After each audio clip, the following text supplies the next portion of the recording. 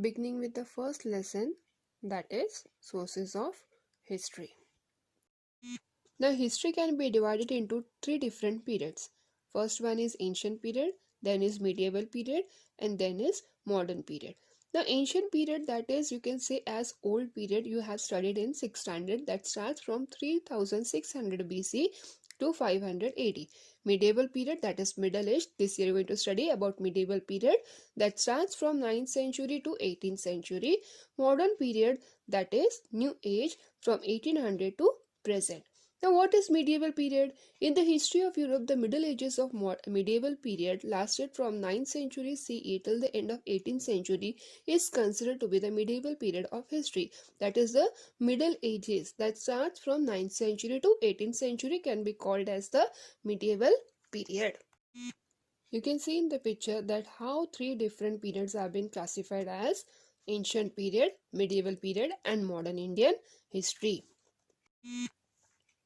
Moving on with the introduction, what is history? History gives us a chronological, scientific and systematic account of past events. The events that had occurred in past, its information is given to us in a chronological, in a sequential form. What are the sources of history? History must be based on authentic evidence or proofs. These proofs are known as sources of history. Whatever information we are collecting from the sources of history, that should be correct. It should not consider any false information. Sources of history, we have to consider many factors related to the historical event that we want to study. It is necessary to support our study with historical sources. These sources have to be verified. We have to see whether they are authentic. It is necessary to use these sources judiciously only after critical analysis. What is the meaning of judiciously? That is, whatever sources we are using, that we should take into consideration that we are using it in a careful way. We are not destroying or we are not harming any of the sources. Four factors are very important from the viewpoint of history: individual, society, place and time. We have seen that what are the sources of history. Now these sources have been classified into three categories, that are material or physical sources, written sources, oral sources, and further their classification is given in the following way. Material sources: forts, memorials, buildings, cave sculptures, inscription, coins, copper plates. Written sources as written styles of scripts, Bhurja-patras, religious manuscripts, treatises, edicts, decreases, biographies, paintings. Oral sources: folk songs, gatha, shloks, abhangas, povadas, proverbs, legends, myths. As we have seen the classification of material sources, beginning with the first one is forts. Forts play an important part in the material sources. Material sources can be available in the form of an object, in the form of a building, memorial, coins, caves, etc. And you can see in the picture that there are types of forts: hill forts, forest forts, sea forts, forts on the plains. Next is monuments. It includes samadhis, graves, virkala. Samadhis, a state of intense concentration achieved through meditation, is considered to be a final stage of life. Before the death, the person devotes the life to God. Graves are graveyards. Virkala, Meteor stones erected by their families or local villagers in the remembrance of soldier, the work they had done or they sacrificed their life for the upliftment of the society. You can see in the picture on the statue certain pictures have been carved. Next is buildings. It includes palaces, ministerial mansions, queen's quarters or ranivas, houses of common people. It provides a deep insight knowledge about that period. Looking at them, we come to know that how beautifully they were architected, the economic condition, quality of art, styles of building construction, and people's standard of living in that particular period. Next is coins. Since ancient times, coins like kaudi, damdi, dela, pei, paisa, and rupee were being used, and some local idioms or proverbs are also based on coins. Coins were used by different rulers using metal like gold, silver, and copper. Rulers used these coins to show their period of governance, religious ideas, personal details, financial transaction, economic condition. Metallurgy had also advanced in that period. Now, what is metallurgy? It is the arts and science of extracting metals from their ores and modifying these metals to use for different purposes like making objects, making coins, etc. Peshwas had given emphasis for the language development during their period. Now, which languages were being developed? That was Arabic or Persian. You can see that the languages have been minted on the coins. These throw lights on the use of language in that period. In the next PPT, you can see the images of two emperors. Emperor Akbar, who had minted the coin with the image of Ram Sita, and Emperor Hyder Ali, who had minted a coin with the image of Shiva Parvati. This showed that during that time, religious coordination and equality was also given importance. Moving on to the next part is inscription. An inscription is a carving on a stone or a wall, etc. For example, inscriptions found in the Brihadishwara temple premises in Tanjore that are very famous. If you might have visited to any of the monuments or historical places, you can see that certain times inscriptions are found either on the walls or on the stones. Many inscriptions of the period of Chalukya, Rashtrakuta, Chola and Yadav kings have been found. An inscription is considered to be a very important and reliable source of history. It helps us to understand the feature of language, that is in the speaking form, script, written form and social life of a period. Carved on sheets of copper and royal edicts, verdicts, etc. are also inscribed on the copper plates you can see in the picture. Do you know that viharas, temples, churches, mosques, decorative articles, toys, implements, musical instruments are all material sources of history? They all give us the information related to material sources. The next source of history is written sources. Written sources are the sources that gives us the information in the written form. Just take the example of holy books. If you read these holy books, it provides you moral values in your life.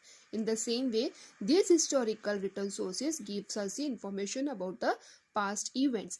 We learn about significant historical events in the medieval period from sources like writing styles of scripts like Devanagari, Arabic, Persian, Modi, as also from the varieties of different languages, Burjapatra, that is a leaf of the tree, religious manuscripts, treatises, edicts, decreases, biographies, paintings.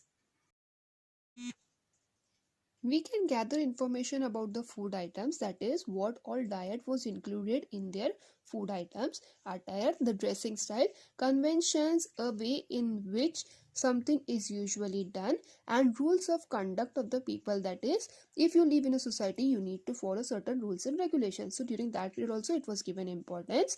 Festival celebration and people's life, that is depicting their culture and traditional celebration.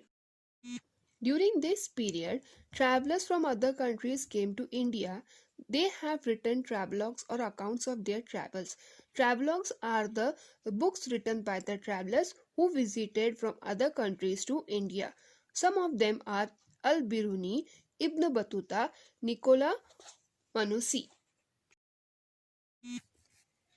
Babur's biography, Sri Shiv Bharat, or the Sanskrit biography of Shivaji Maharaj, composed by the poet Parmanand, as well as various other biographies of different rulers and their correspondents, help us to understand the policies and administrative systems of the rulers and their diplomatic relations with others. Administrative system means looking after the kingdom under certain policies like taxes, collection of taxes, justice, and so on.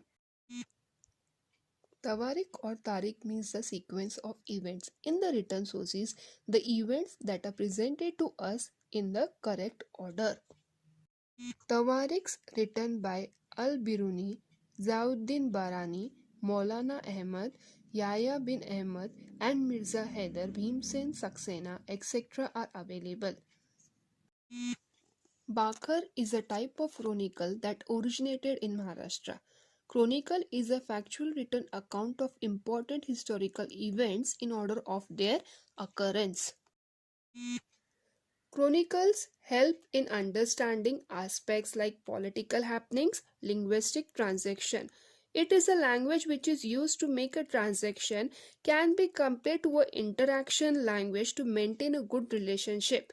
Cultural life, we all know that culture and tradition, social condition, that is the society. Many of the chronicles in Marathi were written many years after the events had occurred.